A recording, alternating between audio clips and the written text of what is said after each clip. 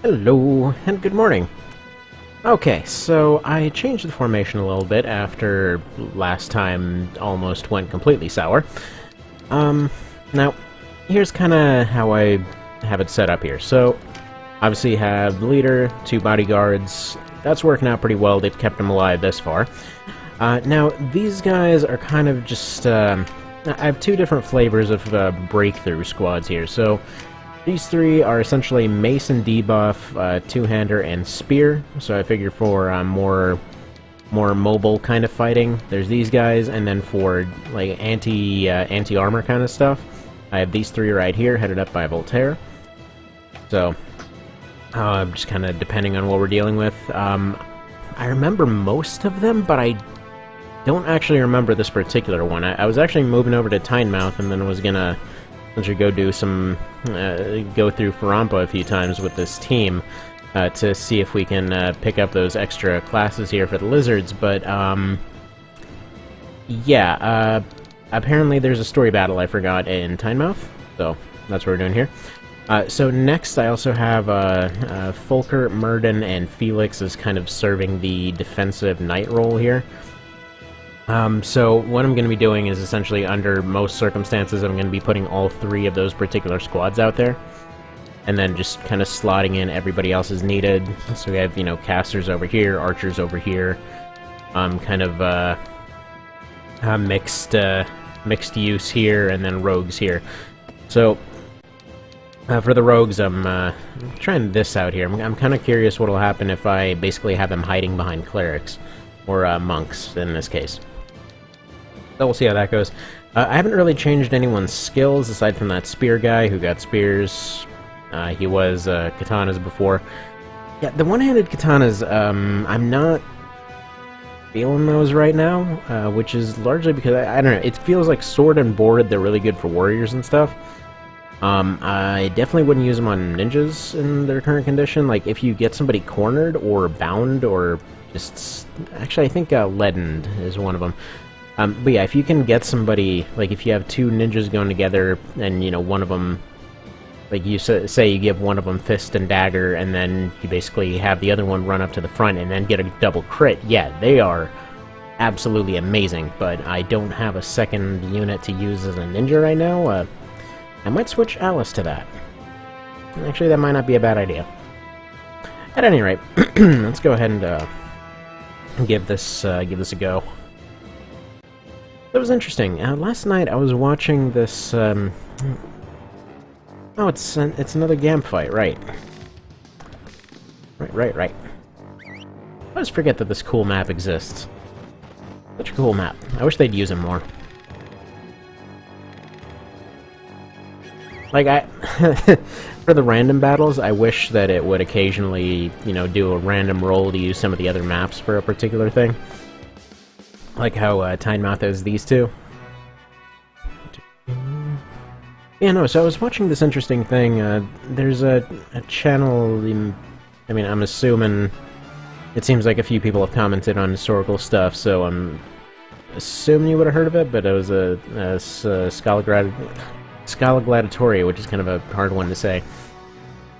But it's primarily like just historical weapons and armors and that sort of thing. But there was an interesting thing yesterday on well, on wages and whatnot, and just like the amount of money they got paid, which was, all things considered, pretty crappy pay. But it was kind of interesting to I always forget that they had a sort of looting system going on. So, in short, it's kind of hard to set up the monetary equivalents and all that, but basically it was like spearmen or whatever. Well, first of all, people had to pay for their own stuff, more or less, when they were going off to wars and whatnot. And granted, most of the time was just spent sitting around waiting for somebody else to start a fight, and then usually just they raided some towns and went home. And then there weren't any major battles most of the time.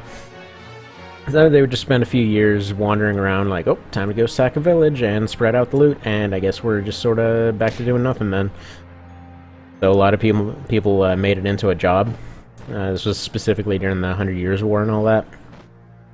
But yeah, no, so It's interesting, but I always end up forgetting that they have a looting system, which was that their pay sucked, but essentially any loot that they got pretty much got shared from the top down.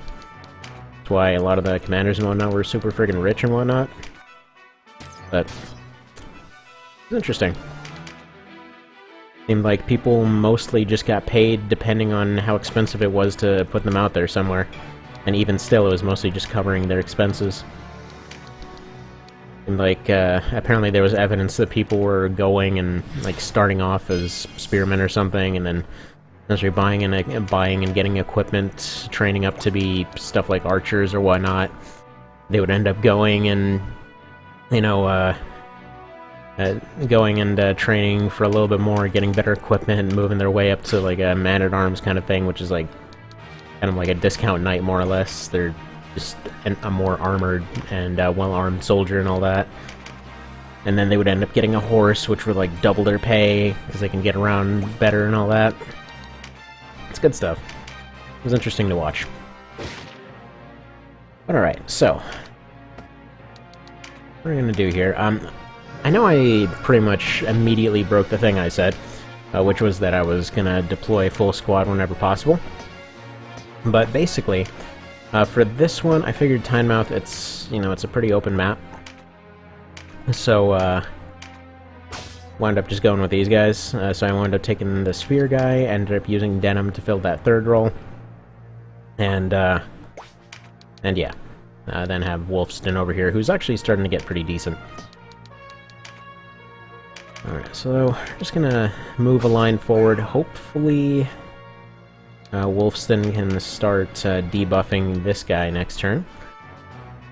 This particular fight, your mid-game fight with Gampp is always kind of dangerous, because he'll essentially, if any of them die, like, they're not terribly difficult to kill off, they're easier to kill than he is. But if anything should happen to them, he will just throw buffs around his entire party, I believe heal himself fully. Now, I believe the remake ones aren't nearly as absurd, because the SNES and PS1 version, if you killed one of them, the fight was over. The buffs that he gave to everybody, like, I think one of them was even like a full heal and fortify on everyone, and I think another one was like stunning your entire party or something. Like, where is this guy pulling this stuff from? And why does he never get these abilities later? So thankfully he made the dumb decision of moving forward. That pretty much just checkmated himself. So we'll go ahead and take advantage of that. I still forgot to put Major Heal on her. That's a problem. But not a terribly difficult one, because we're basically just fine anyway. And I feel like Neutral has a lot of the better fights in terms of going through the game and, well, trying to do an Iron Man run, that sort of thing. Alright, Fulkert, I'm not too worried about you getting damage. You never get targeted by anything.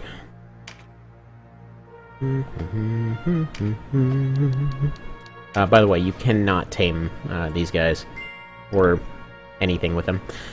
Titan's Mark, I don't remember what that one is. I think that's a Juggernaut. In that case, that'd be pretty sweet. Essentially can have both of that, both of Wolfston's squad go and become Juggernauts then. No problem solved anyway. Alright, I just want you to spread some damage around. Now, I believe both those classes can use spears. Both of the side classes for them. So hopefully that's the case. Anyway, you're gonna go over here. Peck at this guy a little bit.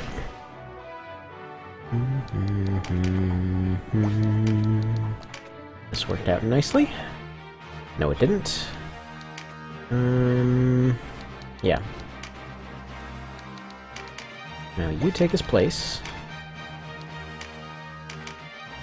Do a Consecrate and smack this guy one.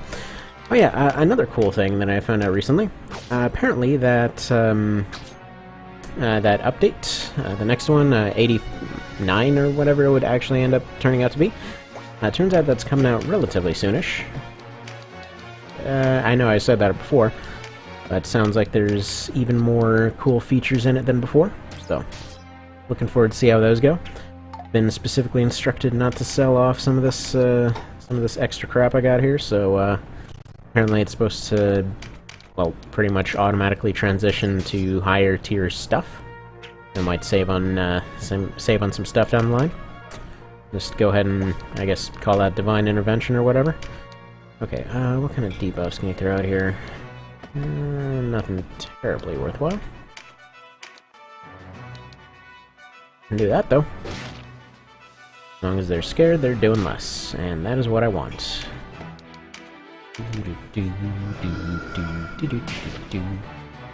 Yeah, well, once Wolfston gets Tactician, he'll be quite a bit more useful. I want to get Tactician. I want to get Counter on him, too, because I was setting up for a Counter Fear there, and I keep forgetting to put Counter on him. But that's not terribly good.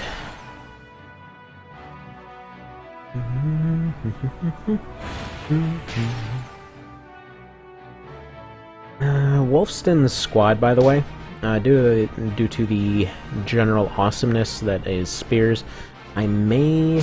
that would have been a nice block. Man. Alright, I need everyone to be getting turns, please. I need to damage this guy. Welcome to Foster Clock Town. Alright, let's hopefully not get into the same situation as last time. Because it's just one guy that needs to go down in the middle of a relatively loose group here, and that sucks. Okay, can I have a turn now? I think we're good on you getting a billion turns. Which is fine. That's the way it ends up going when there's a crap ton of stuff going on at the same time. Not actually salty about it. Alright. You need less health. Bonk. Oh, I forgot to mention, I updated everyone's equipment a little bit. So everyone's very slightly better. Wolfston, here and going down like always. It's just never your day. Alright, kinda just want to take out one of these, well, to see if his debuffs have changed at all, for one thing, in terms of their usefulness, but, yeah, that goes. This guy just needs to be wounded, so... yeah, you're fine as you are. I doubt that 20 health is gonna make a difference. Because before 20 health makes all the difference.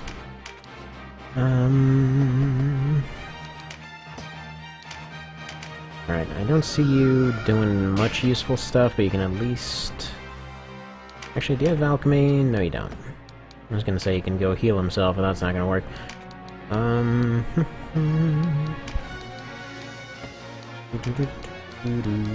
Well, that's useful.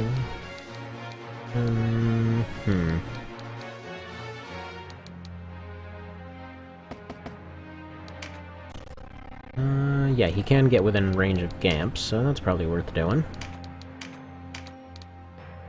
Not a lot of damage, but it's something. Plus, it might also drag some units over that way.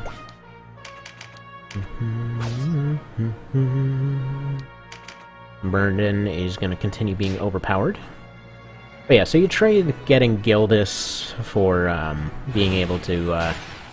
essentially for having a bunch of easier fights, is how I feel this kind of ends up going.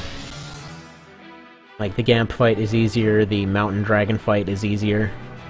And I don't mean necessarily easier like there's less units or whatever else, they're basically the same units on an easier-to-maneuver map.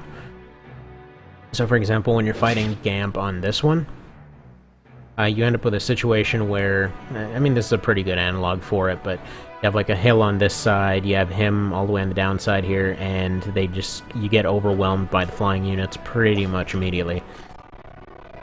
A little bit problematic. Alright, this is like a maybe kind of a shot. Let's see.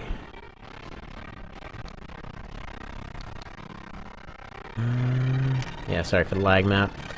Let's see if this little snipe here is gonna work. Well, that didn't work out great. Okay. Moving on.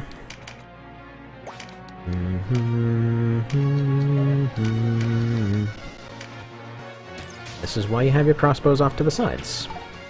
I'm sure you're just picking off the units as they're trying to escape out of the main little skirmish here. But yeah, so I'm excited to see what the side grades end up looking like. I know there's some pretty cool stuff in there. Like apparently some katanas and stuff, like the two-handers and whatnot, were getting draw-out abilities and whatnot. So that is all well and nifty.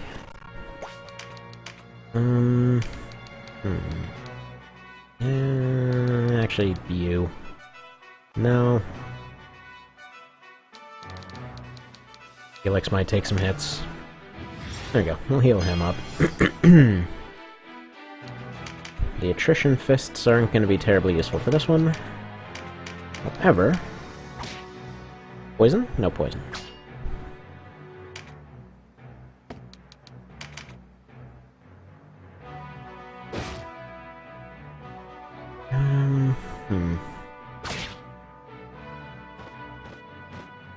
Yeah, they're very fast. That's a problem here.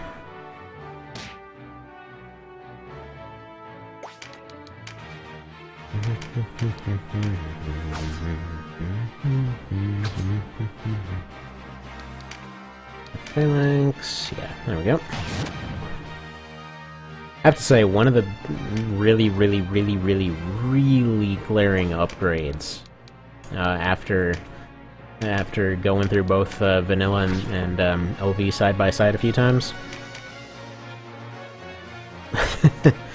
If you ever used Phalanx in base game, yeah, friggin' Phalanx. So the 2-tile range actually makes it usable. So essentially, you can corner somebody. You fight somebody, attack from the front, and drop a Phalanx behind them or to their side or something, and you can maneuver them in a particular direction. Phalanx in base game cost almost twice as much, and only had a 1-tile range, and yeah, that's probably the reason why nobody remembers it. Because it was pretty much never practical to use. Alright. Felix, do your stuff. Please be enough to wound. Nice. Okay, we're just gonna pull that 11% dodge. Alright, come on, someone. Not the one I wanted, but Aerocel's moving next, so that's fine. Actually, I wonder if Aerocel's...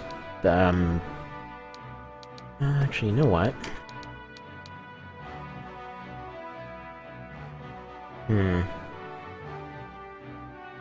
Just in case Aerocel can't do it... Speed you up a tiny bit.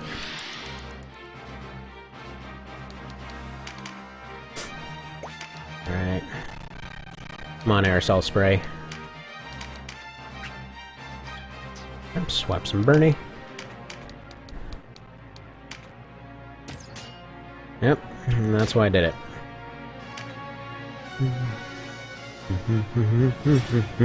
You are a major dickhole. Alright. Come on, crit.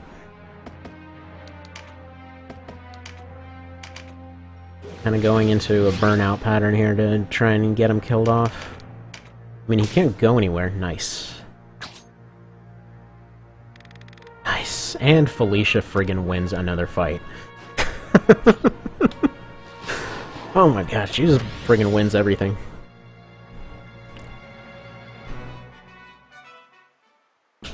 I just want to point out, there's nothing terribly special about Felicia as a unit. She's just getting super lucky all the time. She's got a good evasive build. Oh yeah, and now we have to get yelled at by Aerocel a little bit. Shut up, Aerocel. Okay. So that happened. Now... let's see. What's... You have Tame, right? Still dragons? Yeah. Okay, so... I think we're gonna delve into Farampa next time. Essentially, the next goal, or the next story goal here is Aceton, and I understand that, that the side grade kind of stuff is happening for Baldur and other such sort of things. So that's basically a zombie fight, so just in case something goes really awesome or something goes a little bit weird, we're basically just gonna go and just clear out Farampa in the meantime. Actually, before I forget, speaking of clerics being really useful, or monks, rather. You. Learn things. That still says resurrect, by the way. So, it actually teaches evacuate. You're gonna learn evacuate. Meanwhile, we're actually gonna go back into town. What? Oh yeah, I forgot this was a thing. Crap. So this is the, this is kind of the neutral trio that you can get here. They basically tell you Leonard is stuck in the same old place that he seems to get stuck in a lot, and that he's doing some stuff, so you can basically just go ahead and make a little side journey here to go see what's up with him, and watch as he gets friggin' wrecked by Nibith again.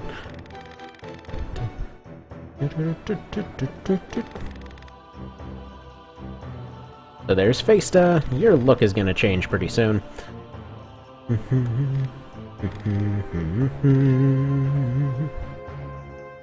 Like, oh, he's a traitor, he's a traitor. Now she's gonna go get herself killed off screen. And you can basically go in and evac her.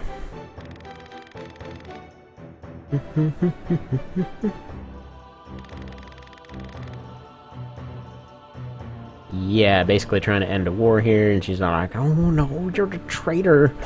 Okay. First things first and last, because they're not first. Need friggin' Soins and heal 2. Let's probably sell some armors. And go pick up a thingy. There we go.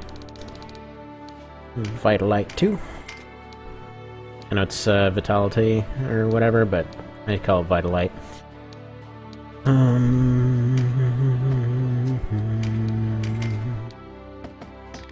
we go, that'll do.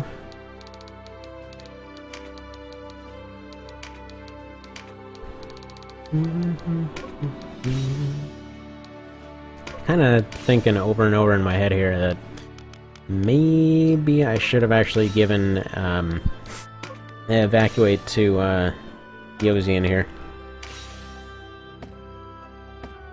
Just because she's usually the one evacing people.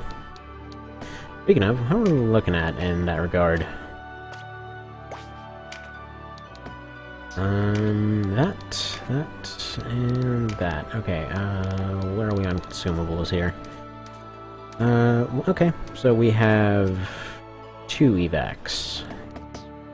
Right, okay. Well, anyway, we'll go ahead and do this one next time, and then do Farampa stuff, so... Thank you, neutral side missions. Alright, see you then.